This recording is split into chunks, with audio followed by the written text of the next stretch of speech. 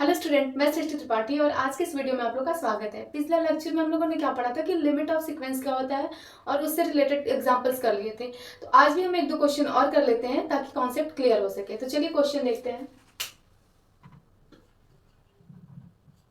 Question हमारा क्या दिया कि proof that 1/n converges to 0।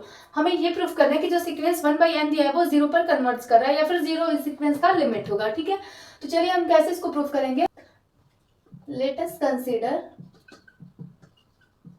epsilon greater than 0, then 1/n minus 0 modulo less than epsilon will hold if 1/n modulo less than epsilon। ये condition तब hold करेगा अगर जब हम 1/n का जब हम मॉडुलो लेते हैं वो लेस देन एप्सिलॉन है। ठीक है, अब यहाँ से हम इसको क्या लिख सकते हैं, मॉडुलो हटा के 1/n लेस देन एप्सिलॉन। अब यहाँ से जब हम n की वैल्यू निकालेंगे, n यहाँ रखेंगे और एप्सिलॉन को नीचे लाएंगे तो n ग्रेटर देन 1/एप्सिलॉन हो जाएगा। ठीक है, ये जो एप्सिलॉन है वो हमारा क्या है, 0 से बड़ा है। ठीक है, और जो n है वो 1/एप्सिलॉन से बड़ा है, तो हम इसको क्या लिख सकते हैं, n ग्रेटर देन 1/एप्सिलॉन greater than 0। Then there exist a natural number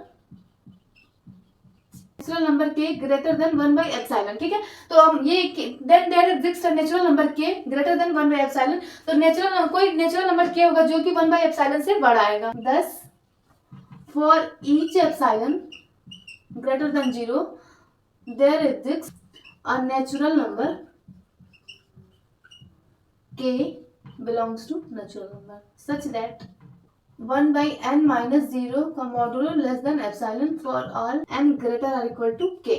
hence जब हम इसका लिमिट निकालेंगे तो limit n tending to infinite 1/n equal to 0। ये हमारा प्रूफ हो गया कि जो ये सीक्वेंस 1/n है वो 0 पर कन्वर्ट कर रहा है। तो चलिए एक बार फिर समझ लेते हैं, हमको क्या प्रूफ करना है कि जो 1/n सीक्वेंस है वो 0 पर कन्वर्ट कर रहा है या फिर 0 इस सीक्वेंस का लिमिट है। ठीक है, तो हम पहले क्या मान लेंगे, let us consider epsilon greater than 0। हम कोई एक स्मॉल वैल्यू कंसीडर करते हैं जो कि बहुत स्मॉल वैल्यू होगी बट वो 0 से बड़ी होनी चाहिए। तो उसके बाद हम क्या करेंगे, जो टर्म होता है सीक्वेंस का उसमें से अगर हम लिमिट को सब्ट्रैक्ट करके उसका मॉडुलो लेते हैं तो वो लेस देन एप्सिलॉन होना चाहिए। तो यहाँ पर सीक्वेंस क्या दिया है, 1/n, तो 1/n माइनस लिमिट यहाँ पे 0 है, तो 0 का जब हम मॉडुलो लेंगे वो लेस देन एप्सिलॉन होना चाहिए।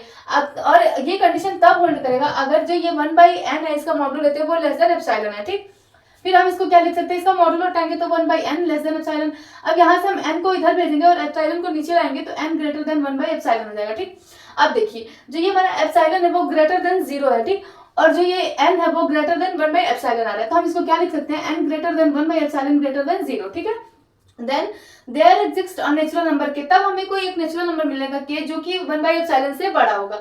दस फॉर ईच एप्सिलॉन, तो सब प्रत्येक एप्सिलॉन ग्रेटर देन 0 के लिए एक नेचुरल नंबर k होगा जो कि n में बिलोंग करेगा, सेट ऑफ नेचुरल नंबर में। ठीक है, अब जब हम इसका मॉडुलो लेते हैं वो लेस देन 0 आएगा for all n greater or equal to k।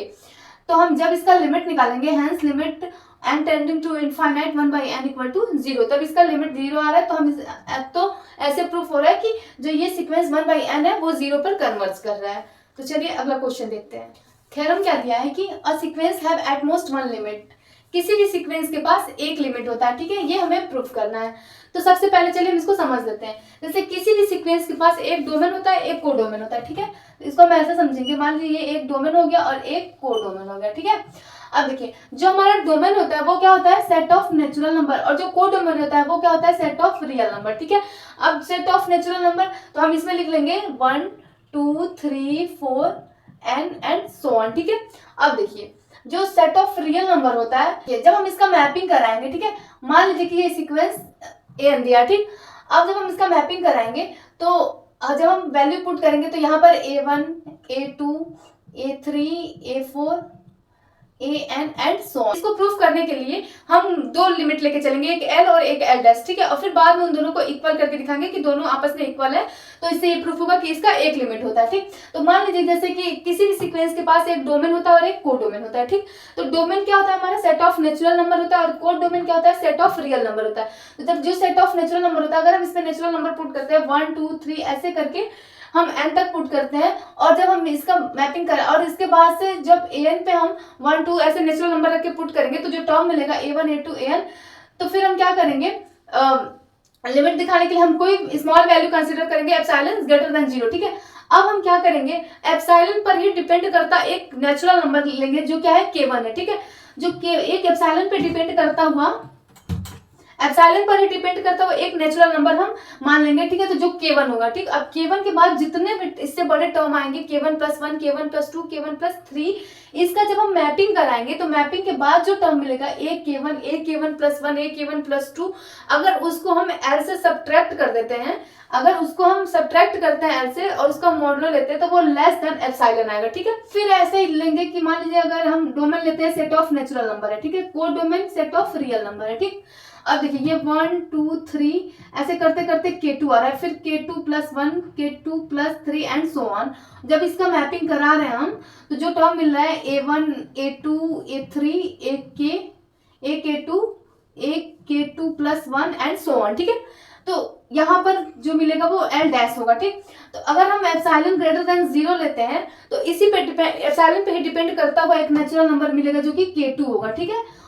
ये k2 होगा। अब k2 से बड़े जितने भी टर्म आएंगे, k2 + 1, k2 + 2, k2 + 3, k2 + 4, उसका जब हम मैपिंग कराएंगे तो जो टर्म मिलेगा कि ak2 + 1, ak2 + 2, उसको अगर हम l डैश से सब्ट्रैक्ट करते हैं तो जो ये an - l डैश का जब हम मॉडुलो लेंगे तो वो लेस देन एप्सिलॉन होगा, ठीक। तो मतलब इससे ये हम देख रहे हैं कि जो l और l डैश है ये दोनों ही इसको डोमेन में एग्जिस्ट कर रहा है, ठीक है। तो ये समझने के लिए था। अब हम एग्जाम में कैसे लिखेंगे वो चलिए हम नोट करते हैं।